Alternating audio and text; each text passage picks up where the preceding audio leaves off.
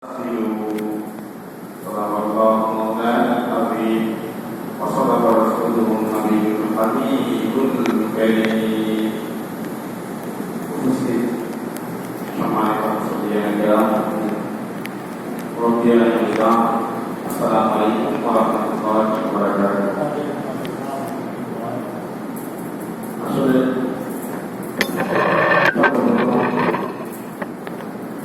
এই পারপারে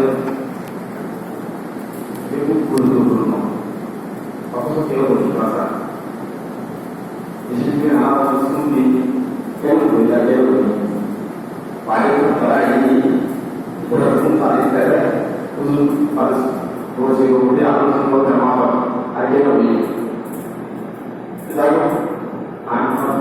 আগে বসে বলতে বলতে পারা আমাদের মশাই হবে সময় নেই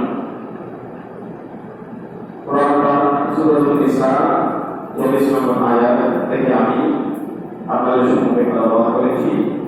কোরআন কারীমের মধ্যে আল্লাহ পাক সুবহানাহু ইরশাদ করেছেন, ইয়া আইয়ুহাল্লাযীনা আমানু লা তাকরাবুস সালাতা, হে আমার ঈমানদার বান্দাগণ, তোমরা আমার ঈমানদার বান্দাগণ, তোমরা লা তাকরাবুস সালাতা, তোমরা আমাদের নিকটবর্তী হইও না, আমাদের কাছে যাইও না।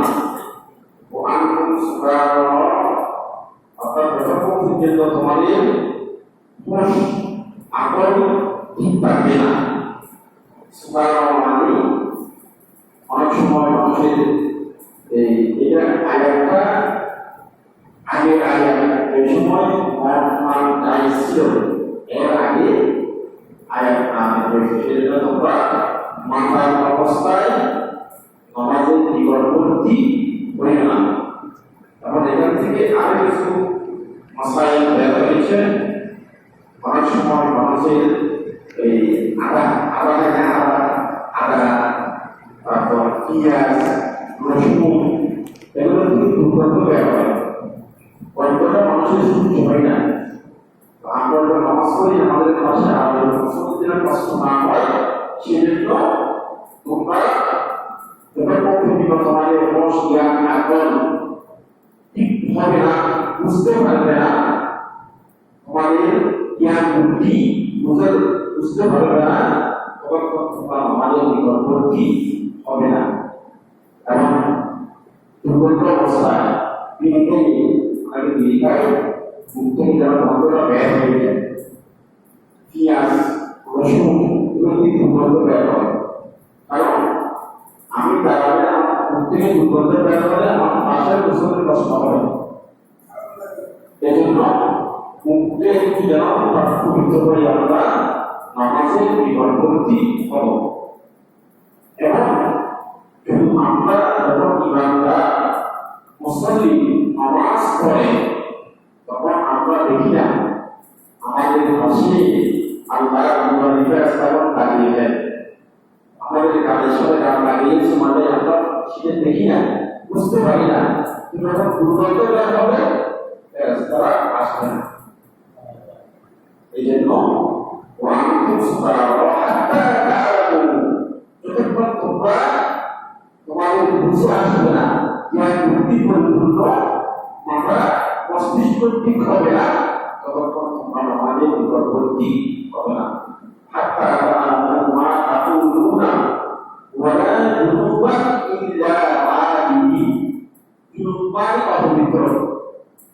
অপবিত্র অবস্থায় আমাদের নিকটবর্তী হবে না।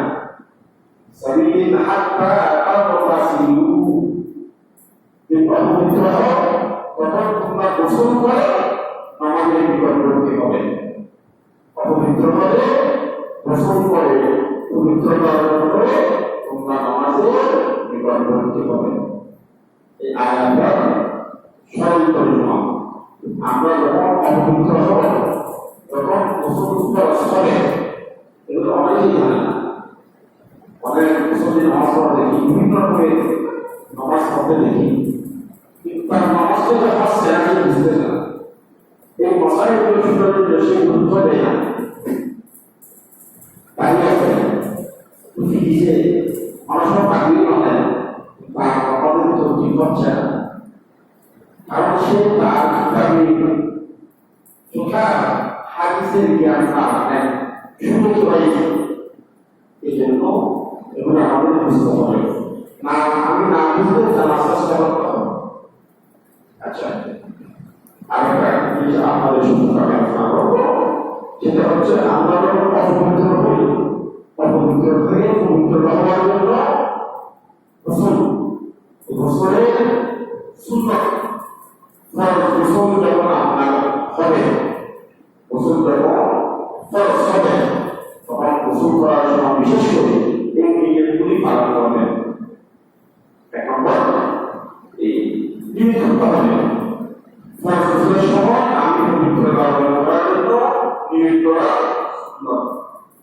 যখন গোসল ফরজ হবে তখন প্রথমে কি করতে হবে? নিয়ম করতে আমি পবিত্রতা হওয়ার জন্য গোসল করতেছি, নিয়ম। আচ্ছা, দুই নম্বর, লজ্জাস্থান পরিষ্কার করবে। গোসল ফরজ যখন পবিত্র করতেছি লজ্জাস্থান পরিষ্কার করবে এবং শরীরে আঘাত লাগলে তখন সেটা পরিষ্কার করবে সুন্নাত। শরীরে তখন আঘাত লাগলে অপবিত্র লাগলে সেটা পরিষ্কার করা সুন্নাত। এবং এরপর উযু করবে, গোসলের সময় এই তিনটাকে আশ্বাস করা কি করবেন? উযু করবেন। উযু করলে আপনার গোসলের ফরজ আদায় হবে, গোসলের সুন্নাত আদায় হয়ে যাবে। গোসলের সময় কি আপনি উযু করে নেন? প্রথমে উযু সারলে গোসল করার পর আবার উযু করতে হবে না আমাদের জন্য। আপনি যদি উযু করবেন আগে, আপনার গোসল শেষে পবিত্র হওয়ার পর আবার উযু করতে হবে। ওই উযু দিয়ে আপনার নামাজ পড়া এটা বিনা সাথে করতে পারবে। এবং উযুর পানি প্রত্যেক শরীরে প্রত্যেকটা অঙ্গ, মাথার চুল, নাইলের চুল, বেশি করে চুলের গোড়ায় পানি মশলা হবে। পানি চুল যদি ঘন হয়, বেশি হয়, চুলের গোড়ায় পানি মশলা হবে, বুঝতে হবে। দাড়িটা আপনাদের খেয়াল করবে, যদি বেশি হয় ঘন হয়, ঘন হলে পানি দিয়ে কি করতে হবে? ঘন হলে আর আপনার হলে বেশি যাবে। এই জন্য খেয়াল রাখতে হবে, কানের পানি অনেক সময় পানি পৌঁছে না, বলে আপনার গোসল হবে না, গোসল না হলে জমা কোনো কিছুই আপনার হবে। এই জন্য অধিকাংশ মানুষ আমরা গুরুত্ব দেয় না, যার কারণে আমাদের সমস্যা। তাহলে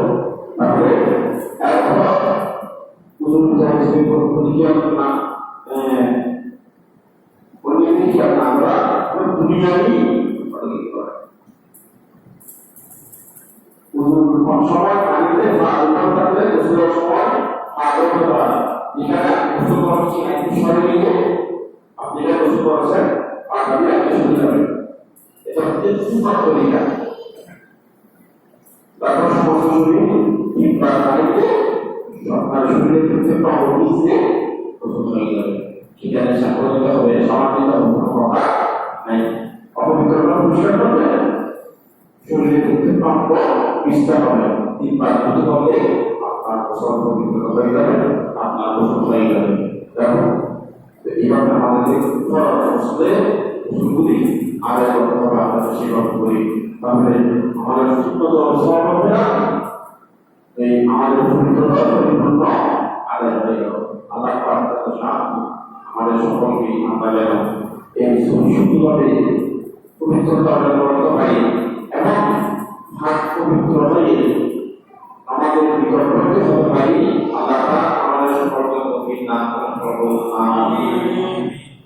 এবং আমাদের মধ্যে অনেক সময় দেখা যায় আমরা হাত লাগে, হাত লাগে, না অনেকটা ভালো হয়ে বারবার বলি, এগুলা এখানে যারা আছে যেমন আসলে হয় না, এগুলো বেশি হয়। আমরা অভিজ্ঞতা করি, তবে আসলে বলি মাসকে দশটি বলে দিই, বুঝে উঠে মানুষ অভিজ্ঞতা করবেন না, শুনতেই বসে করবে। আমার যদি অভিজ্ঞতা